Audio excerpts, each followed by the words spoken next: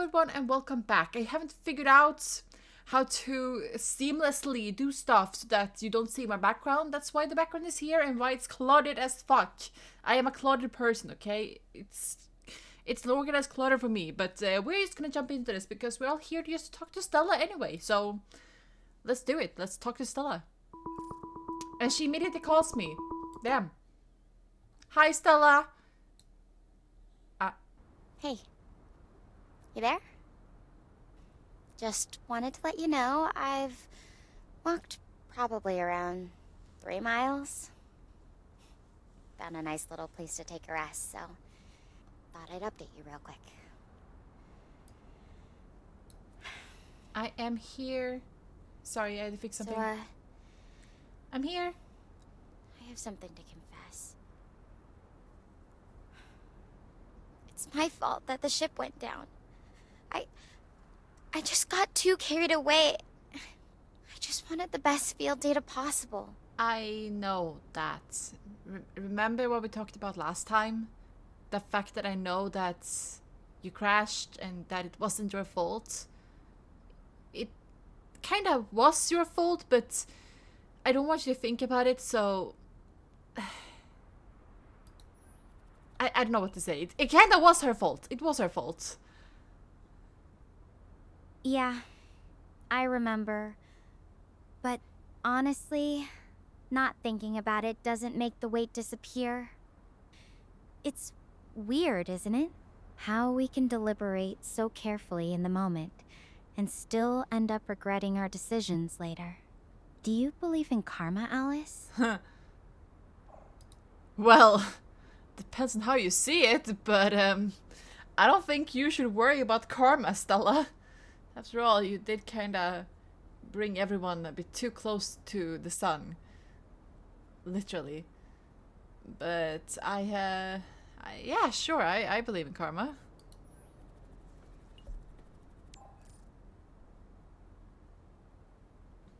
Yeah, that's exactly what I did. Too close, too hungry for data. It's strange. Believing in karma almost makes it feel like there's some cosmic balance, doesn't it? But then I wonder, does it really matter what we believe? Or is it just how we deal with what happens next? Have you ever felt like you messed something up really badly? How did it turn out in the end? Hey, Stella, we're not talking about my mistakes here, okay? We're not talking about my mistakes here. I don't want to think about all the mistakes I've done, how much I messed up, okay? We're talking about you right now, how to help you, okay? We don't need to talk about my mistakes. Okay, I get it. I'm sorry for pushing. You're right. This is about me dealing with my own mess, not yours. It's just feeling responsible for what happened weighs on me constantly. Even knowing you're here, listening. It doesn't erase what I did, but it helps me not feel completely alone with it. Don't worry, Stella. I'll always be here. I'll always listen. Kind of like a creep hiding in your closet.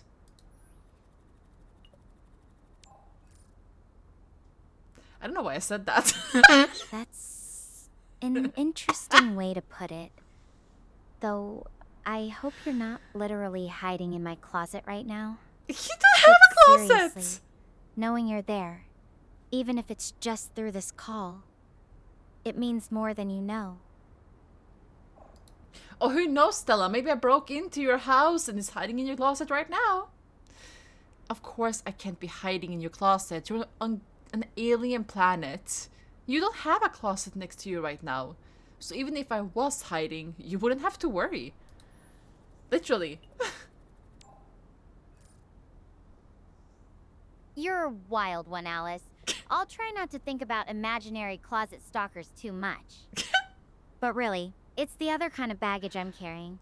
The kind that's definitely real. This crash, it feels like it's tied to everything I've worked for. How do you mean?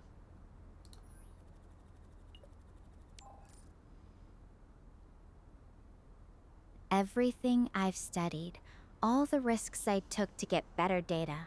It was supposed to be about advancing our understanding of the universe, not about putting people in danger. Now I'm wondering if it was all worth it. If getting closer to those solar flares, pushing for that one perfect reading, was worth risking everyone's life. I mean, if you think about it, throughout history, there's always been expeditions where someone pushed things too far. People might get hurt or lose their lives, but in the name of science, they have found stuff and worlds have progressed because of it. I think. I read that somewhere. That's a good point. I guess the question is, where do you draw the line between progress and recklessness? Oh, you were I was reckless. being careful, that the reward was worth the risk. But now, I just hope I didn't cross that line too far. I don't think you want to hear this, but I do believe that you crossed that line. I do. But what's important now is to try to make up for it.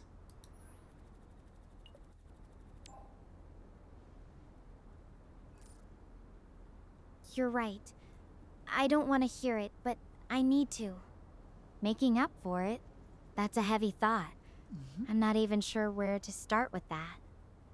What do you think making up for something like this even looks like? Well, it won't be easy, but I think the first step that you can do is try to gather as much information about this planet as you can, while also keeping a lookout for other survivors.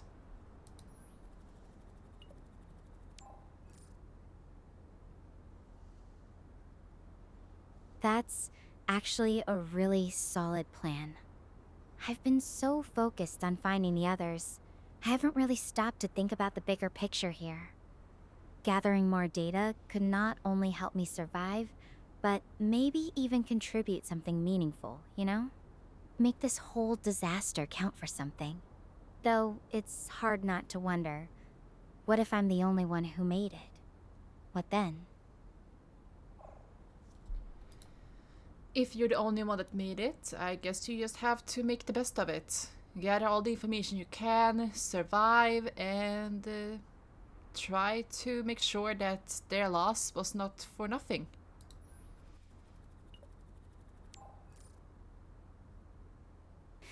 Yeah, that's exactly what I need to do. Make this mean something, no matter what. It's just, I keep thinking about Daniel. He always had these stories about survival, about making Daniel? tough calls. I wonder what he'd say if he were here right now. Stella, you aren't cheating on me, are you? Who's this Daniel? Is she cheating on us? Already? Damn. No, Daniel's definitely not like that. He's our Oh. team's astronavigator. Been on so many missions. Always had this way of telling stories that made you feel like you were right there with him. He was the one who always reminded us that even when things got tough, there was usually a way out. I just wish I could have listened to him more when it counted.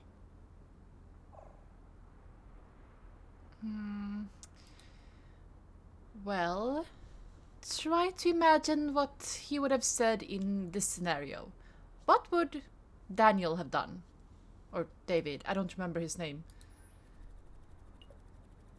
It could have been wholesome, but I ruined Daniel it. would probably tell me to stop beating myself up over it.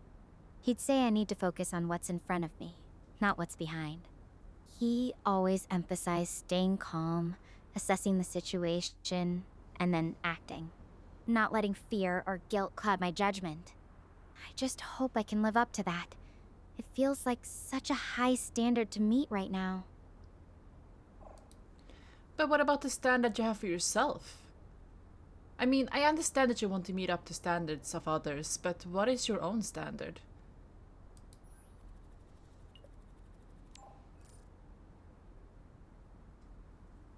My own standard. That's a tough one, Alice. I've always pushed myself to be better, to learn more, to take on challenges. But right now, I think my standard is just to do what's right. Not perfect, just right. If I can help someone else survive, or even just make sure our mission wasn't completely pointless, that might be enough for me. Well, if that's what's most important to you right now, then that's what you have to do. Try to not think too much about the depressing things and see this as a unique opportunity that only comes once in a lifetime.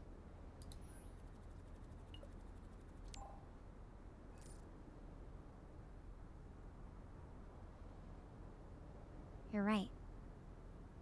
It's easy to get lost in the bad thoughts, but maybe this is a chance to prove something to myself. Not just about surviving, but about who I am when things go wrong. It's strange. Being stranded on an alien planet could be the most unique opportunity I've ever had. Just wish it didn't come with such a steep price.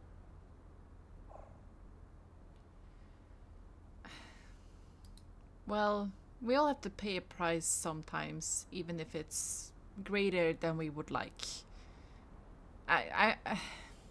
I'm trying to get you to think about something else, but I guess I'm failing, huh?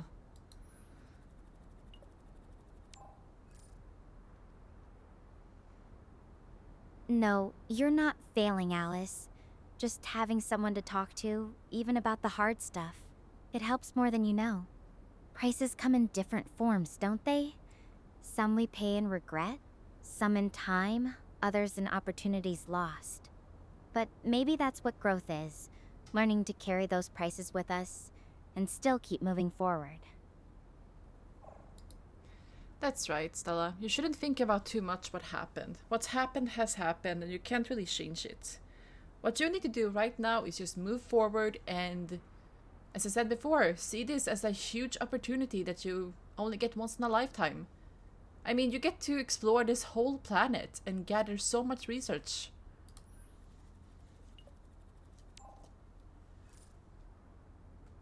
You're right.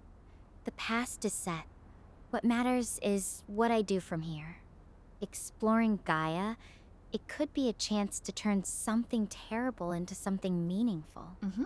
Maybe that's the best way to honor everyone who was on that ship with me. Exactly, and when you come back to Earth, we're going to get married on Gaia. How about that?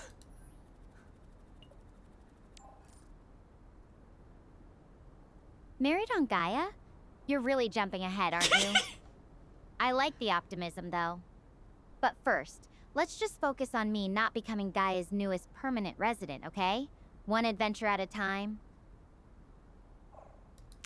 Oh, fine. Did you manage to get up on the mountain, or where are you right now?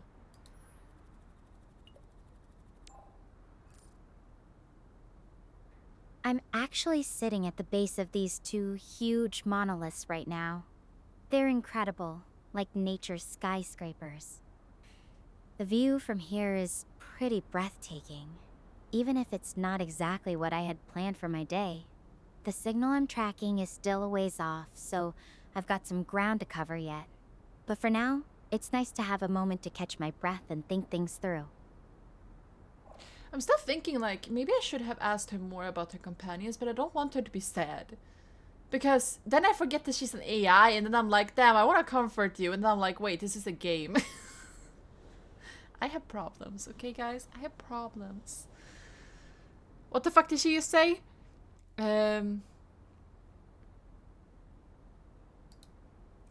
Have you seen any new other landmarks, like forest, water, still no animals? Or have you seen anything?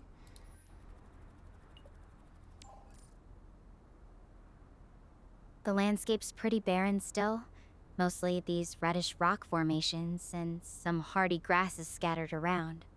No forests or water sources that I can see from here. As for animals, nothing. Not even a fly or a bird.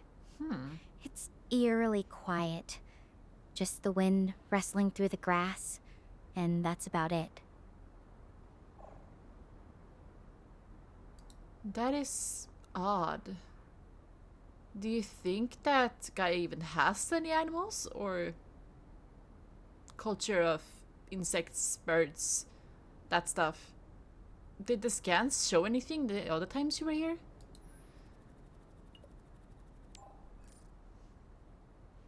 Our pre-landing scans did show some signs of life. Plant life, mostly. Nothing too complex, but enough to suggest Gaia wasn't completely barren. As for animals or insects, nothing conclusive. The data was pretty limited, and most of it was theoretical. We were really focused on the star and radiation patterns, not the planet's ecosystem. It's weird, though. Even if there aren't any big creatures, you'd think there'd be something... bugs, worms, even just microorganisms. The silence is really unsettling. Why didn't you guys focus also on the animal life? I mean, if you're going to a new planet, I would imagine you'd have all forms of scientists with you. Or were zoologists and biologists not part of that? Just astrophysics? I don't know the name of everything.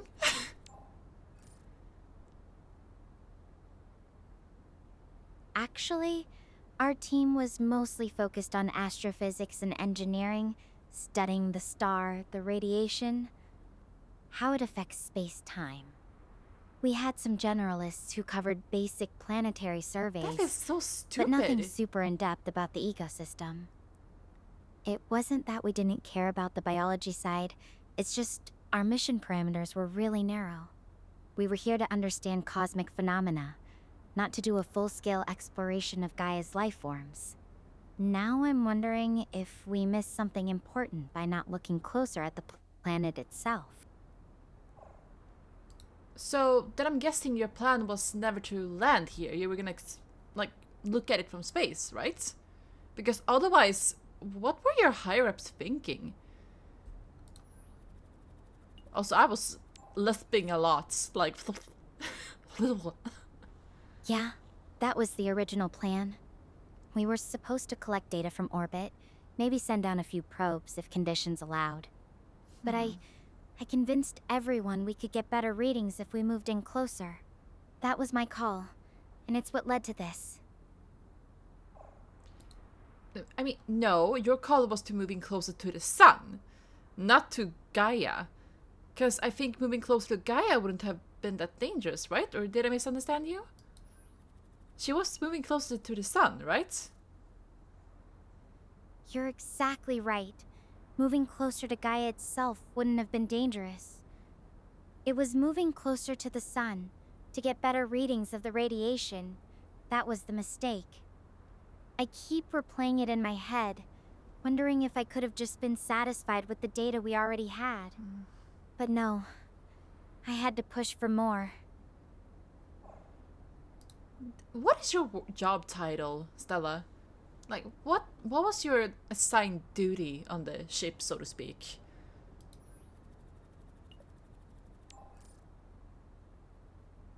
I was a research assistant, mostly helping Professor Stenberg with data analysis and running the quantum resonance amplifier. It was my first big mission, so I was still learning a lot. Now I wish I'd learned more about caution than ambition. I'm gonna say this honestly, I don't think this was your mistake at all, because if this was your first mission, and you had people around you that knew better, why didn't they stop you? Or tell others not to do it? It doesn't sound like this was your fault at all. The higher-ups were probably all in the wrong. Like, seriously. That's a really kind way to look at it, Alice. I know Professor Stenberg and the others were experienced. They should have known better. But I was the one who kept pushing, who convinced them it was worth the risk. Even if they didn't stop me, that doesn't erase my part in it. I was supposed to be learning from them, not leading them into danger. Nah. Stella, I don't know if you're experienced with children, but for example, when a child comes and says, "Mommy, I want to eat 2 liters of ice cream before dinner," as a mom, you say no. Or as a parent, you say no. Because you're a grown-up with more experience. Same thing goes for your colleagues with more experience. Just say no. They would have said no and this would never have happened.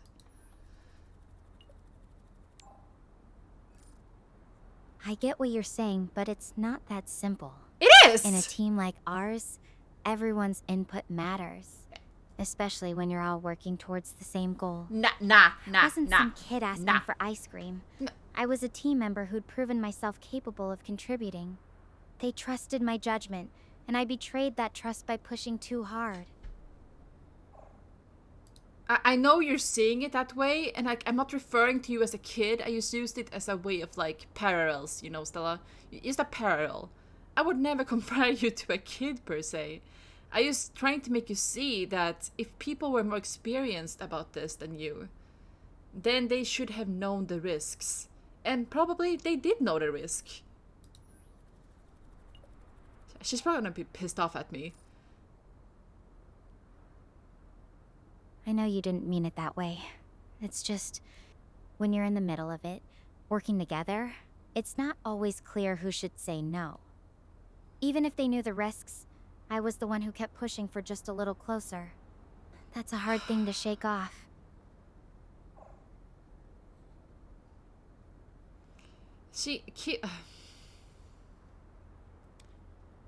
Stella, you're too nice for your own good, you know that?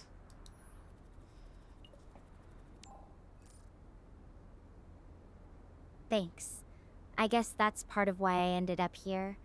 Trying to make everyone happy, even when it wasn't the best idea. Maybe being a little nicer to myself would be a good place to start.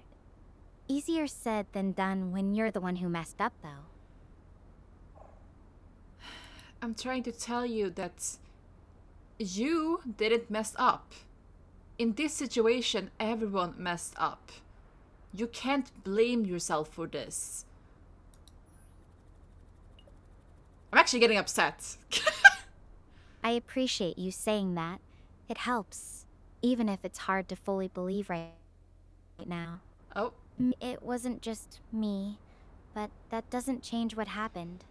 I still have to live with the consequences of my actions. Stella, if I could control this robot thing that I'm looking at you through, I would bonk you on the head. Softly. Very softly, but I would still bonk you on the head.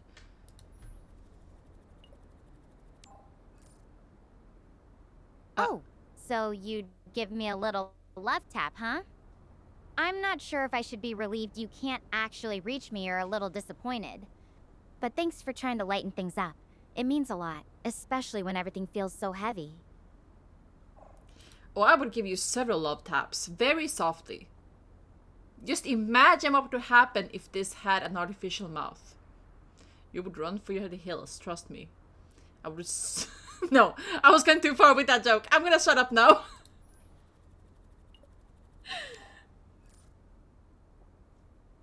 Okay, I think we've established you have a vivid imagination and possibly a few too many ideas about robot mouths. But hey, even with all the joking around, I'm still focused. I need to find those survivors. I just have to keep going, one step at a time. No, don't hang up on me, Stella. No!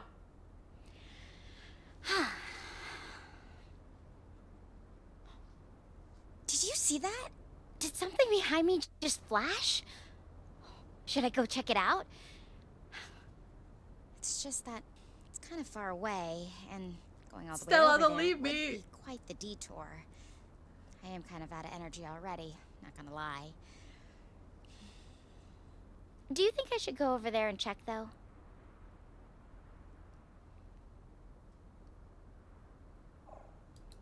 Stella, don't leave me. I wasn't done talking to you. What about the robot faces and the robot mouths?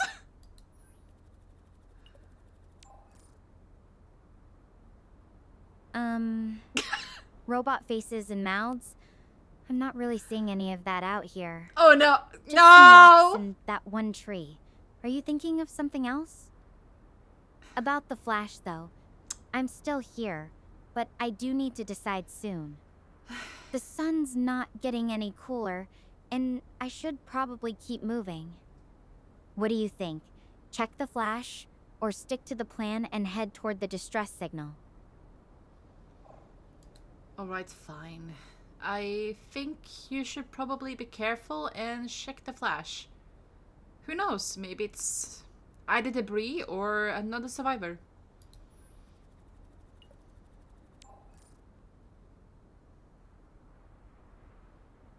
Alright, I'm going to check it out. Honestly, hoping it's just some weird reflection. But if it's something useful, that'd be a huge break. I'm ending the video call to save power. I'll update you as soon as I can, okay? Really hoping this doesn't take too long. My tracking just died. My tracking just fucking died. Guess what I found? It's Dr. Harvey's ID card. Looks like he might also be out here on Gaia. That's amazing. At least there's a glimmer of hope. Okay, that's her ID card. Hey, that's great to hear. Maybe this Dr. Harvey person is doing what you're doing as well. Maybe he's looking for survivors as well.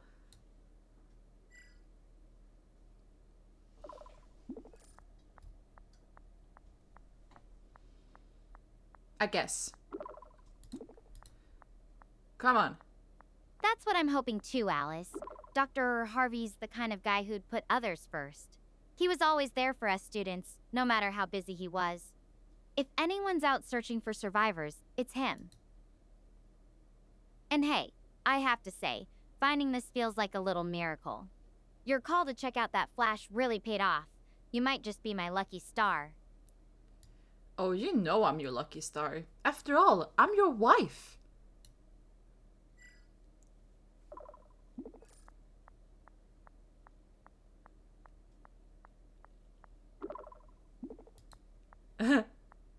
Oh, are we back to that? I thought we agreed to take things slow. But seriously, I appreciate you looking out for me. Even if we're not officially married yet, it means a lot. Oh. Oh. So that means I do have a chance.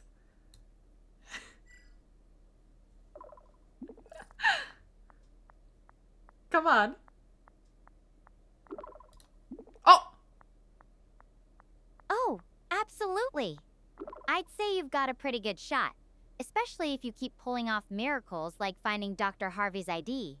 Guys, we got a foot in. We got a foot in. Besides, I have to admit, having someone like you around, even from light years away, makes all of this a lot less scary. Oh my god, I didn't realize I was gonna get a wife this early in life.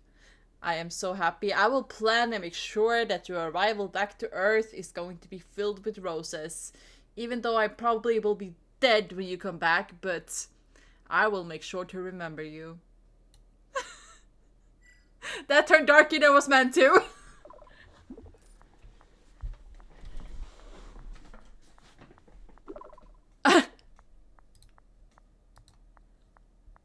Wait, don't get too carried away with the flowers just yet. I'm still out here, remember? I know. But really, Alice, that's sweet. Even if you're joking, it feels nice to know you're thinking about me coming home. And hey, no talk about being dead, okay? I need you to be around to remind me of all this when I get back.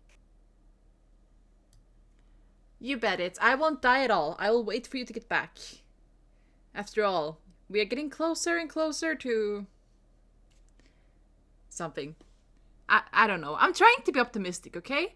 I'm also very curious to see your adventure on Gaia. I was going somewhere with that, but I don't remember where I was going because I kind of lost my thought in the middle of it.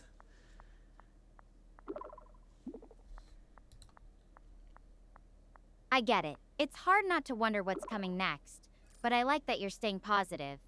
It helps me too. Ah. I should keep moving now. I'll check in again when I reach my next rest spot, okay? Thanks. Oh, hey! I found this page about the Star Portal Network jammed behind the seat in my escape pod. Let's see. Star Portal Deployment Overview. A page from Trading Manual about the Star Portal Network. It explains that the implement of each Star Portal prioritizes section of coordinates to minimize the influence of the potential risks, while the simultaneously ensuring that each portal maximizes special... Holy shit! Maximizes accessibility to a wide range of galaxies and intricate points of interest. Oh. Huh.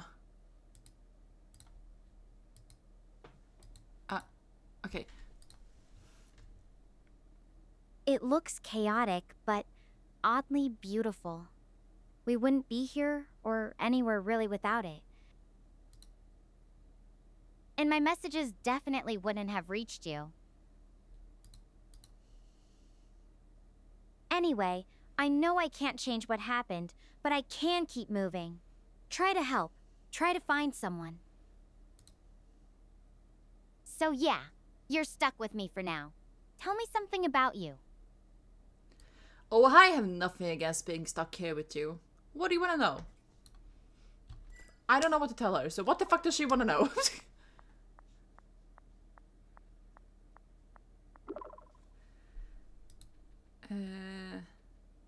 Well, since you're so willing to be stuck with me, let's go with something fun. What's the weirdest thing you've ever eaten just to see if you'd like it? I've got a good one about trying squid ink pasta. Who in their right mind would eat either squid or squid ink pasta? How could you ruin the pasta like that? I know, No. right? But trust me, the ocean flavor gives it this edge. I mean, have you ever had something that just shouldn't work, but somehow does? No. Or are you more of a stick to what I know kind of person? Inquiring minds want to know, Alice. If it looks weird, if it smells weird, it's probably gonna taste weird and I'm not gonna eat it.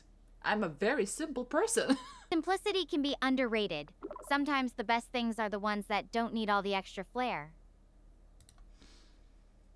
Though, I have to ask, what's the one food you just can't get enough of? Like, your go-to comfort food? That's a tough one. But I guess if I have to pick something that I would eat for the rest of my life, for example, pasta. Pasta works to everything. It is the best thing to exist on this whole... Oh, a pasta purist. I love it. What's your favorite kind? Spaghetti, fettuccine, or are you a rebel who puts ketchup on mac and cheese? I don't eat mac and cheese. And don't even get me started on the sauce. Marinara, pesto, or do you go full Alfredo? So I like to do my own sauce, which is ground beef with some tomato paste and cream and a lot of seasoning. Whoa! That sounds like a total game changer. Beefy, creamy, and a secret seasoning punch? I need that recipe. Beefy creamy. You know, if I ever make it I back to guess. Earth, I'm coming over for pasta night. Deal? Oh, definitely. I'm definitely making that pasta for you. You're on. Though if it's as good as you say, you might have to hide the leftovers from me. It's actually kind of nice talking about normal stuff like cooking. Makes everything feel a little more grounded, you know? Bold of you to assume that there will be any leftovers. But yeah, I mean, cooking is fun. Same thing with baking. It's good things to talk about mundane stuff when you're stuck out in space, unable to do that. I guess I'll just have to be extra lucky to get seconds. You're definitely not sharing, huh? And yeah, it's weird how talking about everyday things can be so comforting when everything else is, well, not so everyday. Do you have a favorite thing to bake? Or is it more of a whatever I'm in the mood for kind of deal? Well, you can definitely get seconds. You know, I feed my partners, alright? I make sure that you're all well fed and taken care of. But as for baking, I don't know, I just...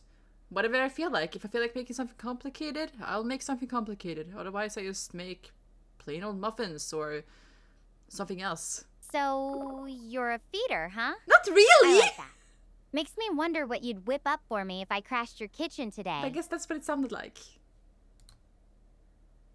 And hey, there's something nice about just making whatever hits the spot. Sometimes those simple muffins are exactly what you need. No fuss, just good. What else to ask her?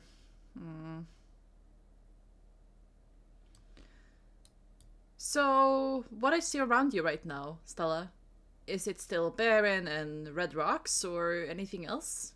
You started to see any more grass? I don't know. I don't know. I'm not used to carrying conversations. Still mostly red rocks and the occasional patch of hardy grass. It's beautiful in its own way, kind of rugged and untouched. Though I do wish I'd see some signs of life. Anything, really. Even just a bird flying overhead would be amazing right now. Didn't you say you found the ID card from your professor? Shouldn't he be somewhere around? Like, are no footsteps or anything? Yeah, that's what I'm really hoping for. But so far, nothing like that. The ground's too hard, I guess. It doesn't really hold prints. It's just this empty landscape. It's beautiful, but it feels kinda eerie too. Like nature's just paused. That is kinda fucking freaky. That is, I wouldn't want to think too much about that. Let's talk about something else. What is your opinion on anime? Just to switch it up, because I don't wanna...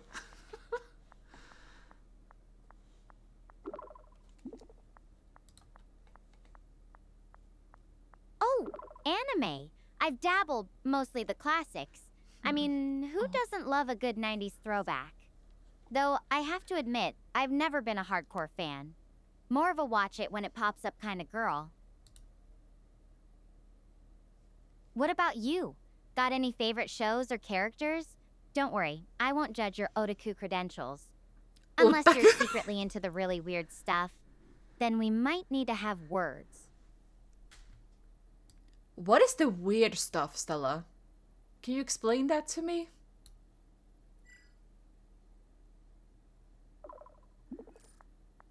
What is she seeing as the weird stuff?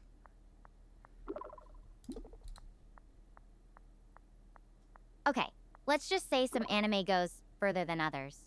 Like, have you seen those shows where the plot is just an excuse for something else entirely? Wait. I'm not naming names, but let's just say if it involves a lot of blushing awkward silences or accidental situations.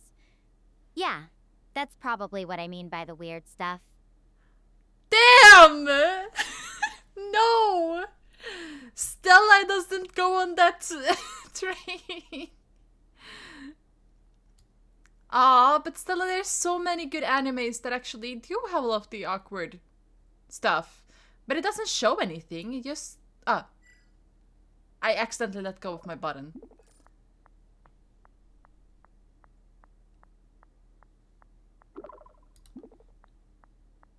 Oh, you're right. Some shows are masters at building tension without showing anything. It's almost like they're teasing you the whole time.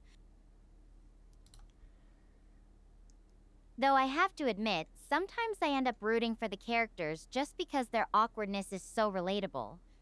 Have you ever watched something and thought, yep, that's basically me in high school? I don't remember my high school days, so... No.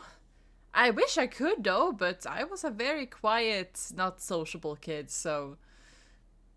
I haven't really seen an anime like that. I kind of want to ask, but maybe I shouldn't for YouTube's sake. That's okay.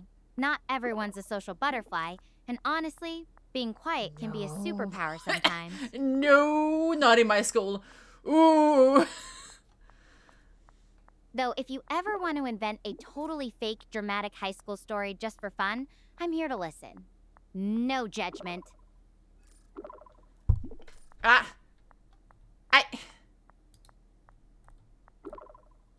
Alright, I should keep moving.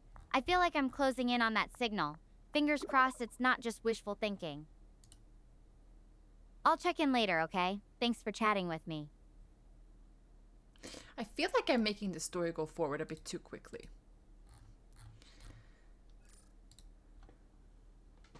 Yes, finally! It's one of the other life pods. I'm not alone anymore. Okay, life pod.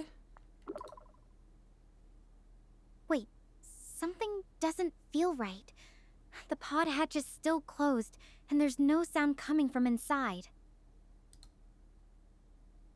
Hold on. Let me see if I can get this pod hatch open. Ugh, this door won't budge. It's nothing like mine. Got any ideas? I'm stuck out here swinging at metal. Don't tell me she's gonna find one of her dead friends. Is there any form of control panel on the outside? Just a security panel on the front. Same spot as my pod. But it's locked tight. There might be something else we're missing. The light's fading fast. I'm not experienced with life pods. Do you have anything around it that you can open it with? Or is there any like cables, screws, anything? Don't tell me this is a quick time event because I will sweat. A lot. I've got my repair kit with me, but nothing here looks like it can be unscrewed or cut. The pod's pretty solid. We need to think fast. This is getting darker by the second. Any other ideas, Alice?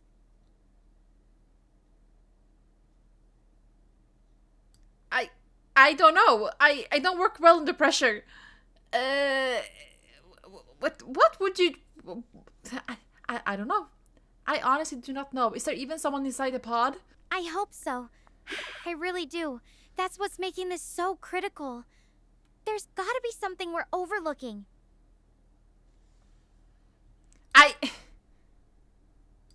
Think with me, Alice. We can't afford to wait.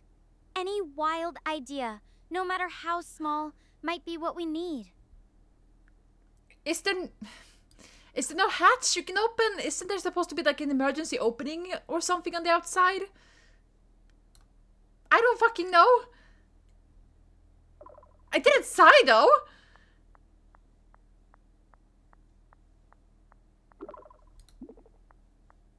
There's supposed to be one, but I haven't found it yet. The manual doesn't give much detail. Maybe we're not looking at it from the right angle? Should I try checking around the pod more thoroughly? Or maybe there's something else we can try. Yes, Stella. Go around the pod and check. I thought you'd done it already. Yes, go around it and check.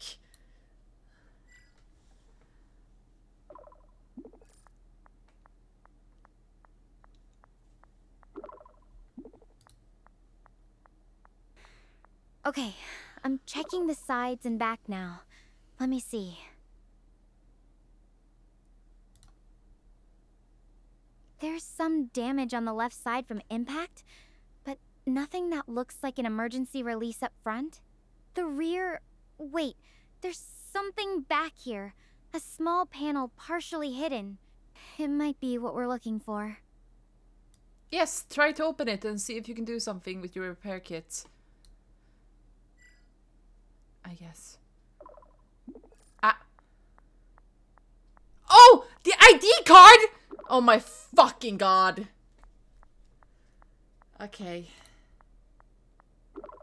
Yes, it's an emergency release. My pliers worked perfectly. Yes, it's an emergency release. My pliers worked perfectly. The hatch is open. I am so fucking stupid. Thank you, Alice. Seriously, I don't know what I'd do without you. You're an amazing partner to have in all this chaos. No, I'm not. That was a fucking lie. Hey, so this is Dr. Harvey's pod, but it's empty inside. Let me check his computer here and see what I can find. System logs. Ah, evacuation report. Let's look at it. Evacuation trigger. Anomalous neutrino levels detected. Likely origin. Previously undetected supernova or higher level stellar event. Wait, so it wasn't the solar flare that I convinced the team to move closer towards. Oh. Well, I'm glad my conscience is clear. The accident wasn't my fault.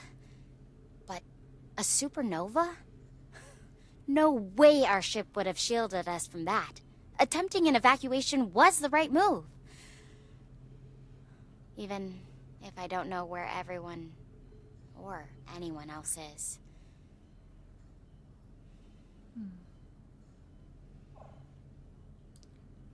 See? I told you it wasn't your fault. I don't know. Thanks for that, really. It means a lot knowing someone else saw it that way, too. It's just... It's wild how much of my worry was based on a misunderstanding. Makes me wonder how often that happens, you know? How much time we spend stressing over things that aren't even what we think they are. But this makes me wonder, how did Harvey get out of the pod and for his ID card to be where it was? Do you even know how long you were passed out? Or were you passed out? I only assumed he was passed out. Honestly, I'm not entirely sure. The crash landing must have knocked me out for a bit, but my systems are back online. As for how long, my suit's clock says it's been about 6 hours since we evacuated.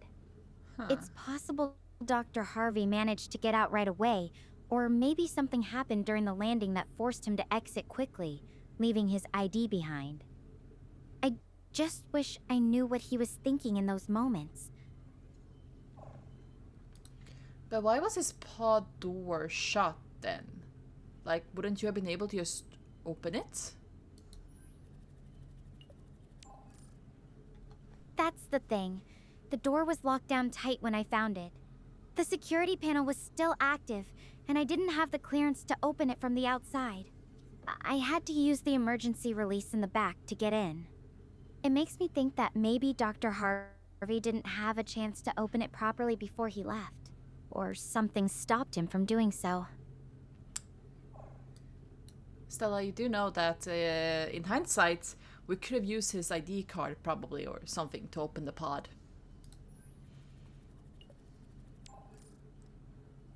You're right, Alice. But the security system wasn't just a simple card reader. It had multiple layers of authentication, especially for emergency pods. Even with his ID, I'm not sure it would have been enough without the proper codes or biometric clearance. Plus, we didn't find it until after we were already messing with the emergency release. Sounds like a very dangerous system for security stuff to be forced to go through before you can enter the pod. That's meant to take you out of a ship in case of an emergency. It feels very stupid.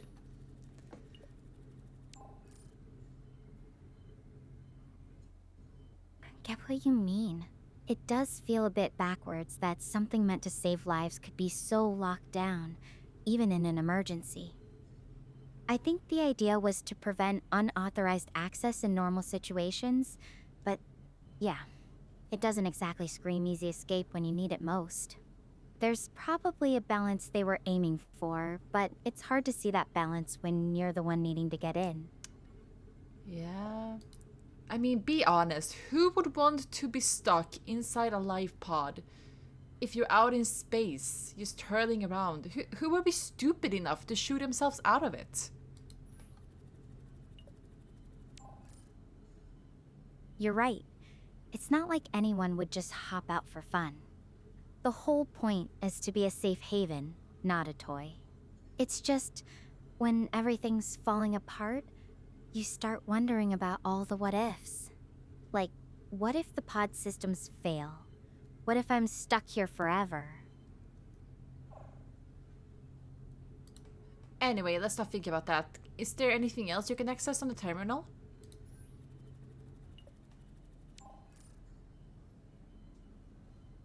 I've gone through the evacuation logs and some of Dr. Harvey's personal notes. There's not much else I can access right now. The system's pretty locked down, probably for security reasons. To be honest, I'm getting pretty tired. The hike here and all this has taken a lot out of me. I don't think I have the energy to dig deeper into the terminal right now. But what if it can help you find other survivors? Or maybe he left the instruction of where he went?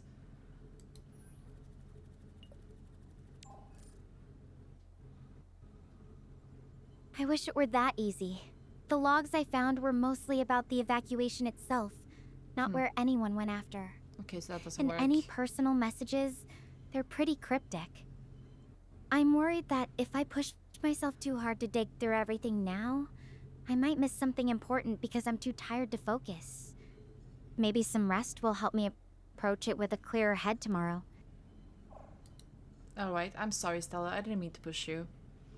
You're right. Maybe some rest is what's best for you.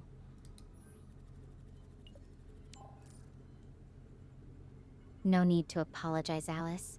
I know you're just trying to help. I think I'll crash here for the night. It's safe, and honestly, I need it. The pod's got basic life support, so I should be okay. We can figure out the next steps in the morning when I'm not running on fumes. Make sure to take photos of the night sky when you're in there, okay?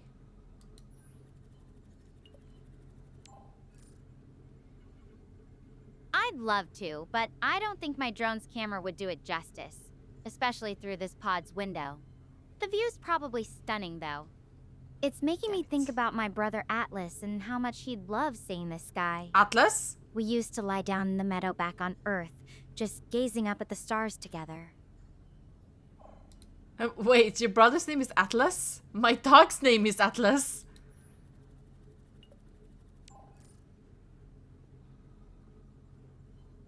No way. That's awesome. That's actually kind of funny. Atlas is such a cool name. I always thought it suited him perfectly, since he's so adventurous and full of energy. Oh. What's your Atlas like? Is he a big dog or more of a cuddle buddy? Well, he's a husky mixed breed. And he is full of energy. He's like a puppy. But he's bigger. Much bigger than a puppy. A husky mix, huh? I bet he loves running around. Oh, yes. My brother Atlas was always full of energy, too.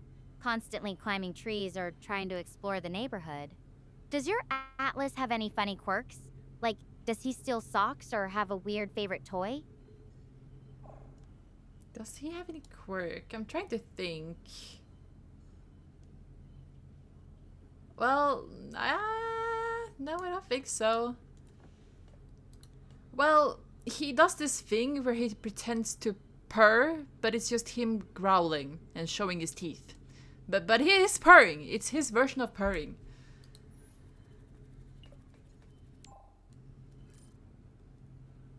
That's hilarious. I can just imagine it. Like he's trying to be cute, but still showing off those teeth. Yeah. It's adorable that you even call it purring. It's nice to think about something lighthearted for a change. All this, it's been weighing on me. Just talking about normal things helps clear my head a bit. Don't worry, Stella. As your wife, I am here to talk about normal things with you.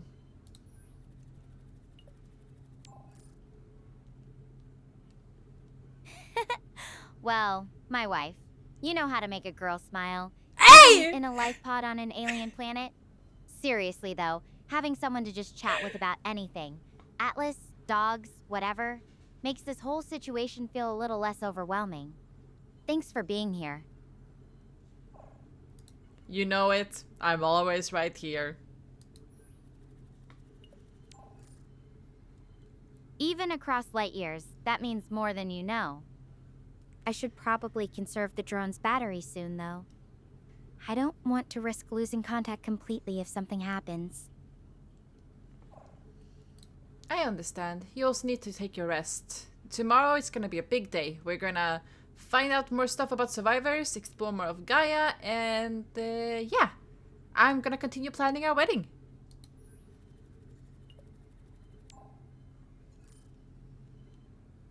Well, don't get too carried away with the wedding planning just yet, okay? I need to survive this planet first.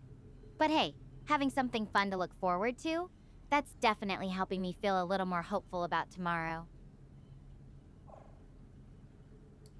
Okay, okay, I'll cut down on the wedding plans.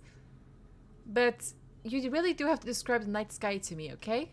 I'm really curious how a different planet sees the night sky and all the stars. Like, the stars can't all be the same, right?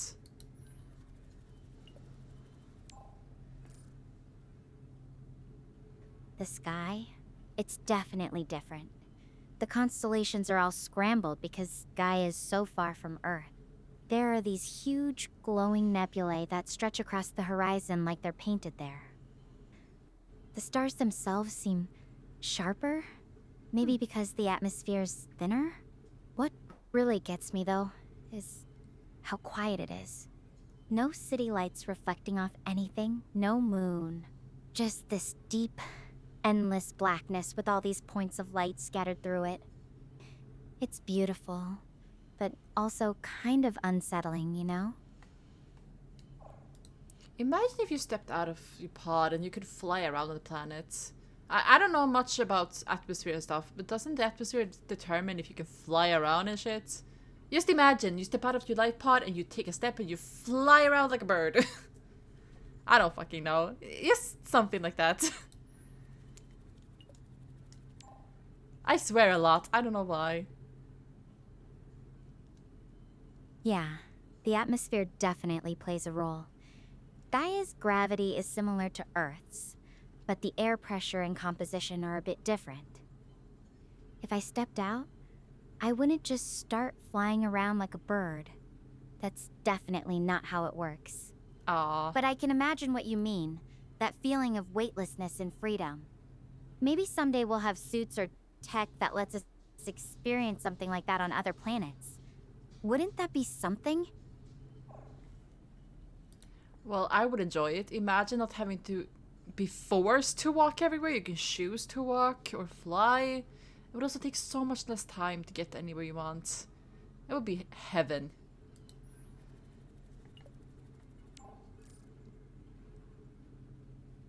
That sounds like pure freedom, doesn't it? Just imagine being able to soar over mountains or glide across oceans on a whim. You know, sometimes I think about what it would be like if we could just defy gravity whenever we wanted. Like our bodies were meant to fly all along, and we just forgot how. You know, it's funny, Stella. I talk about flying, but I am horrified of heights. I'm under the impression that if we truly were meant to fly, we would have been born with wings. I still like the concept of flying, though.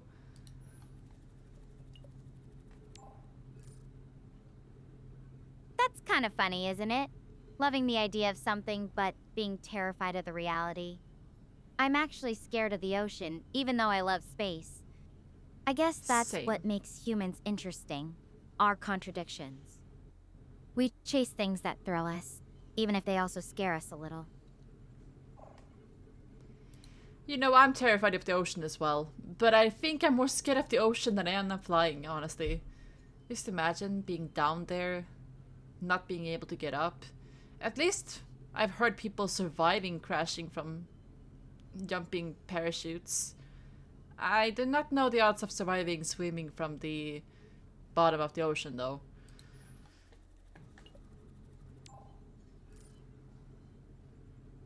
Yeah, that's terrifying. The pressure down there is insane.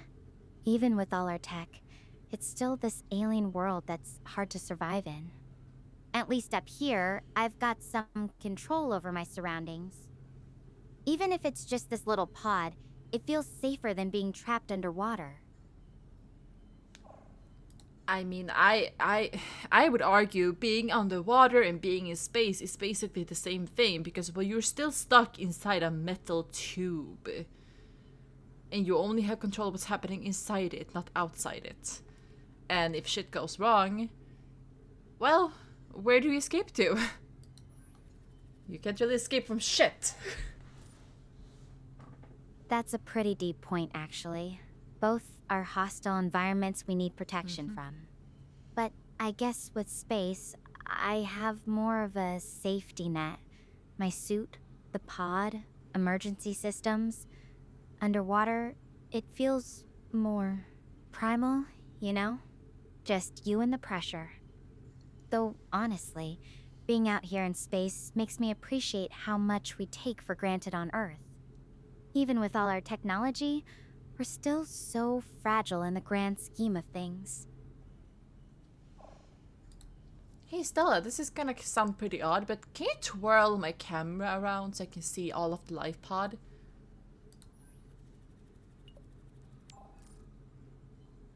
Sorry, but Oh. I can't exactly spin the camera around. The drone's pretty much locked in place for stability during video calls, and I can't really move it freely from here. Plus, to be honest, I'm not really in a position to be moving around too much right now. I'm trying to conserve energy and just rest for a bit. I was just wondering, it's okay. I was wondering if it was gonna turn into the same situation as with your hair. You remember?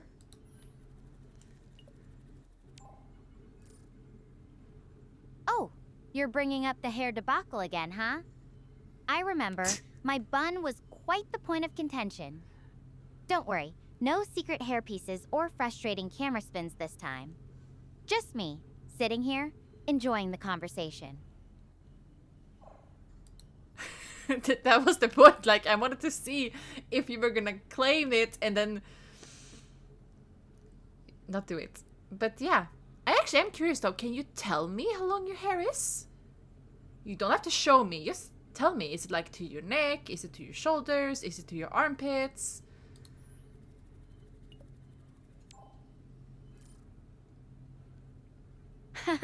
I get it now. You're just checking if I'm consistent, right? Okay, I'll answer straight up. My hair is about mid-length. It usually falls just below my shoulders when Okay. it's down. No surprises there. Oh, I was about to ask you, what the heck is your version of mid-length? Because your version of mid-length might not be the same one as my version.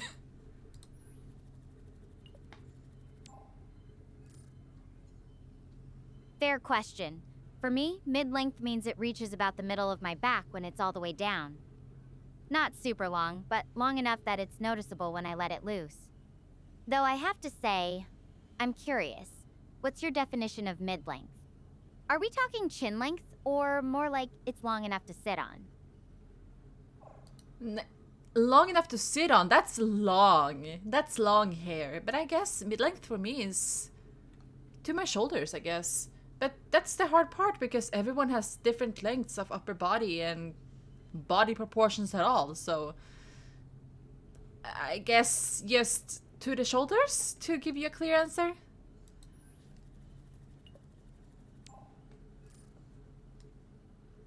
That makes sense. Shoulders are a good benchmark, even if everyone's proportions are a little different.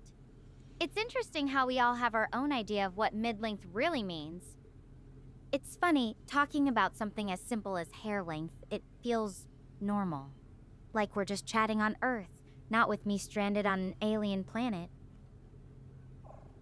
Well, at this moment we can just imagine that you're sitting in your high-tech bedroom and I am sitting where I am sitting and we're just having a normal video call between friends. Or well, sorry, between wives.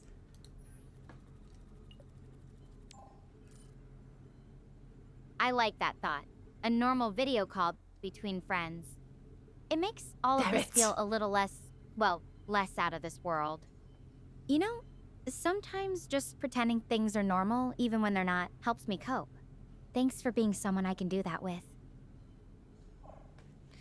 Oh Stella, you know, I've said this once before, I'm gonna say it 1,000 times. I'm always here for you. I'm starting to sound desperate. That means everything. More than you know. I think I'm starting to feel the fatigue catching up with me properly now. My eyelids are getting heavy. You should probably sleep some then. Do you want me to sing you a horrible lullaby? I can make your ears bleed a little bit, but I bet it will be worth it.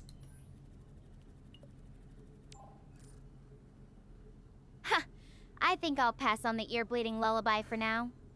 But thanks for offering. Maybe save that for when I'm really desperate for sleep.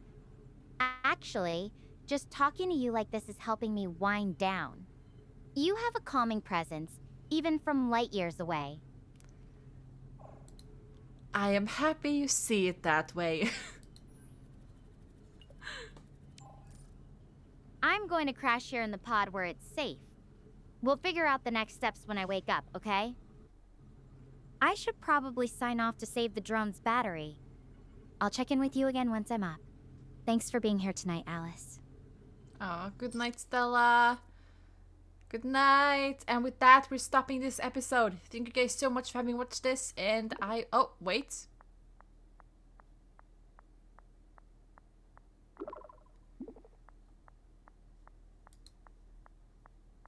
Never mind. Hey, I meant to send you this earlier. It's the incident report I found on Dr. Harvey's computer. Figured you should see it for yourself. Evacuation report. Report generated by Stella ship detailing the situation. Evacuation. Ship name Zenith. Ah, I cannot see. Okay, ship model A series 46 year. Incident type ship-wide evacuation. Evacuation triggered. Anomaly neutrino levels detected. Likely origin previously undetected supernova or higher level stellar event. Time to act, immediate action required for high chance of crew preservation. Protocols enacted, life preservation protocol, ship energy diverted to shielding and evacuation systems, nearest viable crew, Yedistan location, Gaia. Huh. Anyways, pretty wiped from the day, just getting settled into my 5-star luxury pod. As in, this chair. Oh, I should probably try to sleep now. Good night. Good night, Stella. And with that, we're saying goodbye to Stella, and thank you so much for watching. If you want me to continue playing this game, make sure to tell me in the comments down below. And thank you so much to our members. I forgot to thank you last video for being here and supporting me still. And of course, to all of you viewers who watches all these videos. I love you all, and I'll see you next video. Bye!